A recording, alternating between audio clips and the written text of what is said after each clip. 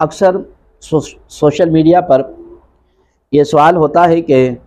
بھئی جس طرح عیسائی حضرت عیسیٰ علیہ السلام کی پیدائش کا دن مناتے ہیں،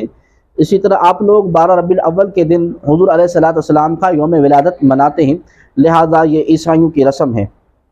تو اس کا جواب یہ ہے کہ مسلمانوں پر اتنا بہتان لگانے والوں کو شرم آنی چاہیے۔ چنانچہ مالکی فقہا اور شافعی فقہا مثلا زین العراقی، امام جلال الدین سیوطی، ابن حجر ہیتمی، علامہ سخاوی، ابن جوزی، حنبلیوں میں سے حضور علیہ السلام کی ولادت کی تقریب منانے اور اس میں جمع ہونے کو بہتر عمل قرار دیتے ہیں، لیکن جو لوگ اس میں غلو کرتے ہیں اور اس کو نصرانیوں کی طرح عیسیٰ علیہ السلام کی ولادت کی تقریب سے مشابہ قرار دیتے ہیں، وہ قیاس مع الفارق کرتے ہیں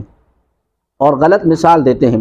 کیونکہ عیسائی حضرت عیسیٰ علیہ السلام کا یوم نعوذ باللہ ان کے خدا ہونے یا خدا کا بیٹا ہونے یا تیسرا خدا ہونے کے لحاظ سے مناتے ہیں، جیسا کہ اللہ تبارک و تعالیٰ قرآن مجید میں ارشاد فرماتا ہے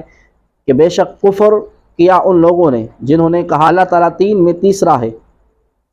اللہ تعالیٰ وہ جو کچھ کہتے ہیں اس سے اعلیٰ اور عرفہ ہے، لیکن مسلمان اپنے آقا و مولا صلی اللہ علیہ وسلم کی ولادت پر خوشی مناتے ہیں اور مسرت کا اظہار کرتے ہیں کہ وہ اللہ تعالیٰ کے بندے اور اس کے رسول ہیں، اور اللہ تعالیٰ نے آپ کریم صلی اللہ علیہ وسلم کو تمام انسانوں میں افضل بنایا، اور آپ کریم صلی اللہ علیہ وسلم کو وہ سب کچھ عطا فرمایا جو کسی اور کو نہیں عطا فرمایا۔ ناظرین محترم، کتنا بڑا فرق ہے مسلمانوں کا اپنے آقا